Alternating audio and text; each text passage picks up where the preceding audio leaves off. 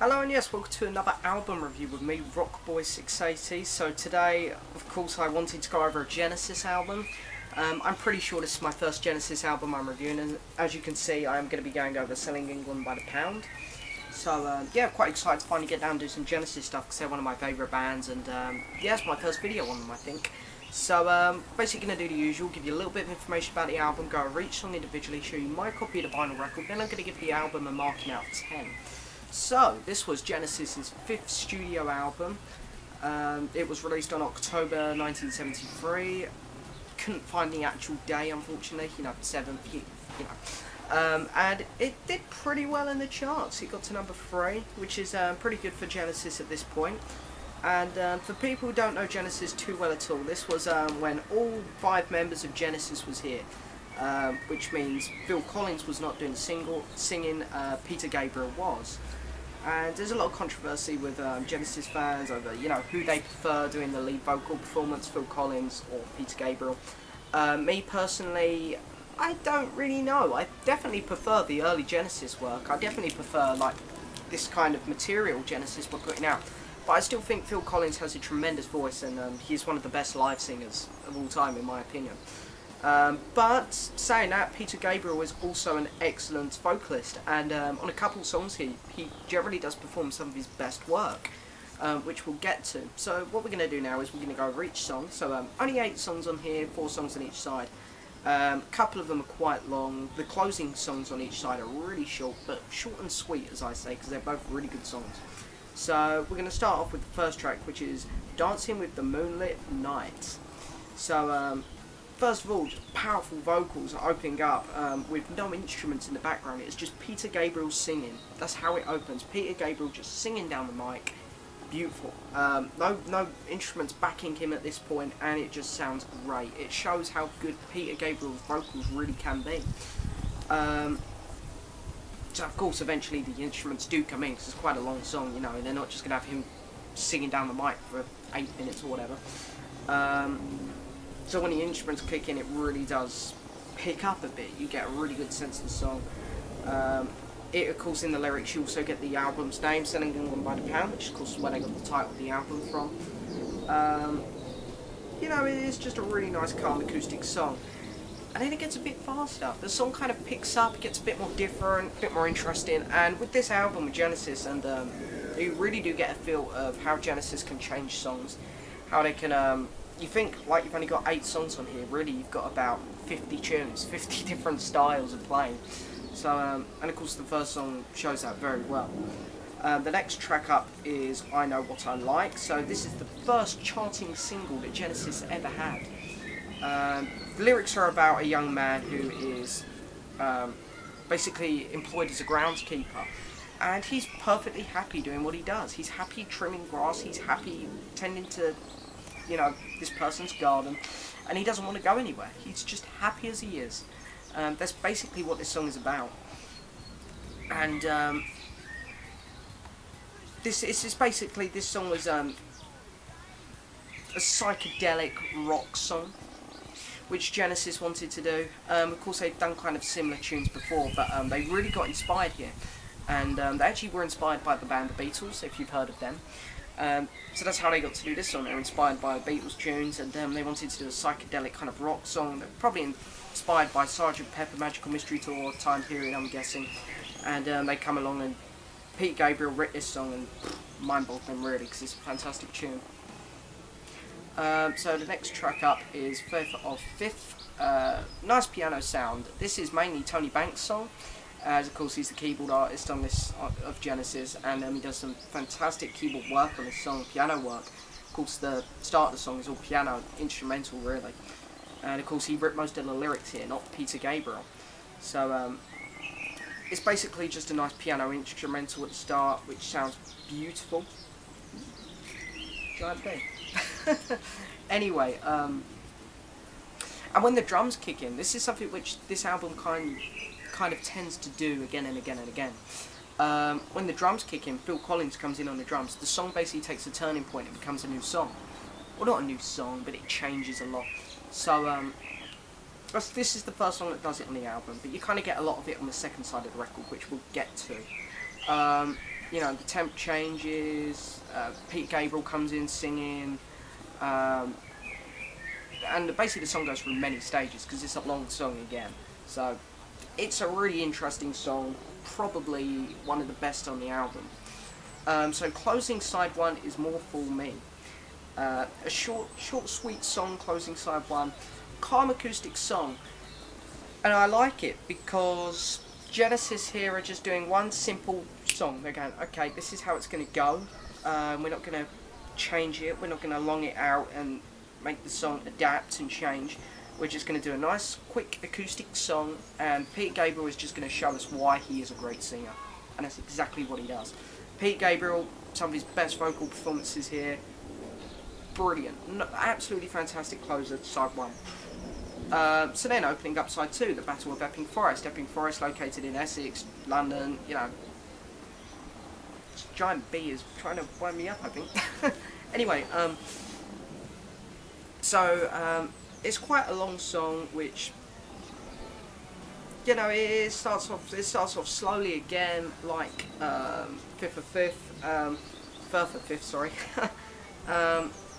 Starts off slowly, instrumental, calm song, and of course when Phil Collins comes in on the drums and Peter Gabriel starts singing, the tempo of the song changes again. You know, they like doing this on this album, Genesis, and it's just another great song. Goes through many different stages again, and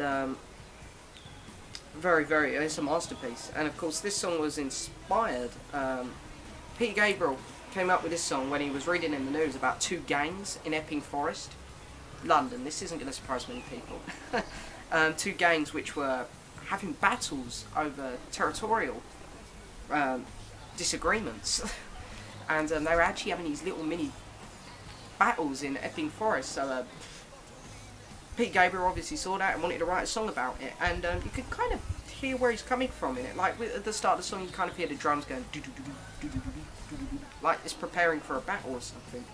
So I just think the song's really clever, and it goes through so many stages. The meaning of the song is brilliant, fantastic song. Okay, so the next track up is After the Ordeal.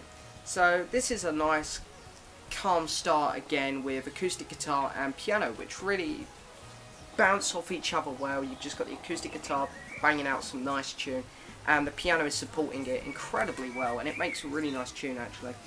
And you kind of hear tension starting to build at points in the song, and then it just goes back to the acoustic guitar playing the piano, keeping up with it basically. So tension starts to build, and then it goes back to normal. Builds, goes back to normal. And eventually the tension builds again, and of course the song does change. And you know, the electric guitar comes in, and it's just so fantastic. This is probably Genesis's best instrumental song ever.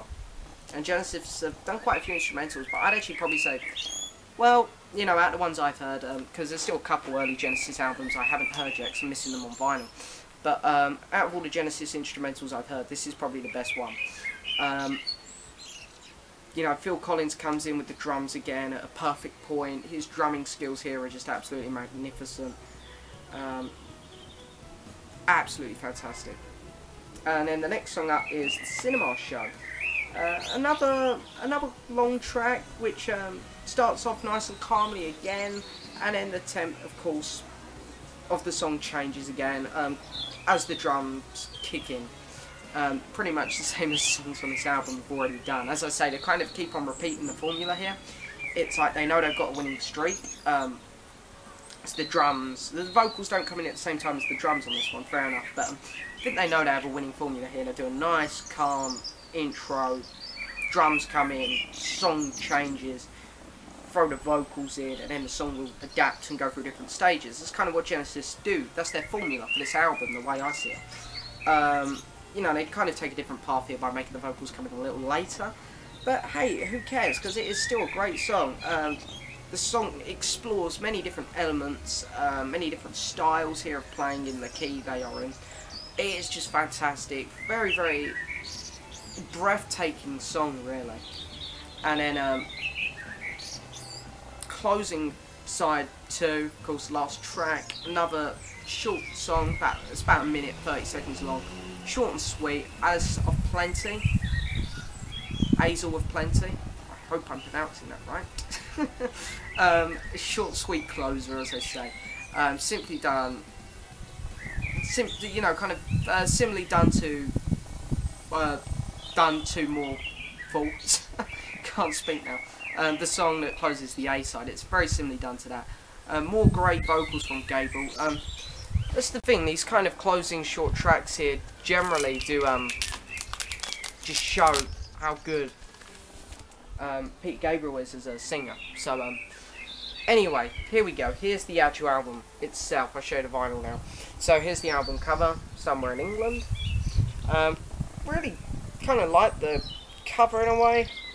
Bit strange, creative, but Genesis early album covers have always been like that. So very plain back cover. There's no gatefold. There's the spine. So in this record, of course, you get an insert. So just all the lyrics in case you want to sing along. So everything there. Of course, you can kind of see here. So if you go to the Battle of Epping Forest, you can kind of keep up to date with what the stories are here, because you know, I'm not going to tell all this. I didn't really want to go over the stories of each song in this album review, or else the album review would be too long. But you can go through this lyric sheet and kind of pick out points, like Battle of Epping Forest. You can see talking about civil war here, so you know, you can just kind of pick up the stories yourself here. Slide that back in so the wind doesn't blow it away. Selling England by the pound, fantastic record. And of course here is the vinyl. I don't believe this is the original sleeve, but I don't really care. I'm not sure if this is an original. If it's not, it's definitely a 70s pressing. Needs a bit of a clean actually. It's a little dirty, but I'll get the dirt off. Of course on the famous Charisma label with the Mad Hatter. It might be original because it looks like he's quite a large Hatter there, because I know that the represses that actual Mad Hatter was shrinked in size, looked a bit smaller. So, yeah, well, whatever it is, it's a first pressing. But I'm not really too fussed. This copy is good enough for me. So, yeah, they're nearly complete on my Genesis now, actually. Just ordered their first album today, which I can't wait to get. But, yeah, anyway, there we are. So that's my album review on Genesis, Selling England by the Pound. So now I'm going to have to give it a mark out of 10. And it is a tremendous album. Absolutely fantastic. Probably one of their best Phil Collins records, so I'm going to give it a 9 out of 10. Look at that, bam, what a mark. So yeah, anyway, I hope you enjoyed this album review. Don't forget, I've got a 500 subscribers contest going on, so if you haven't entered already, it'd be great to see an entry from you. I've been having so much fun with it, and the entries coming in so far have been so fantastic, and of course the deadline isn't far away now, it's like 10 days away, so not long left. Gonna be sad to see it finish, I guess, but hey, it's been an experience and I've loved every second of it. So, yeah. So anyway, don't forget to like the video, leave a message, and subscribe. Thank you very much for watching. Bye.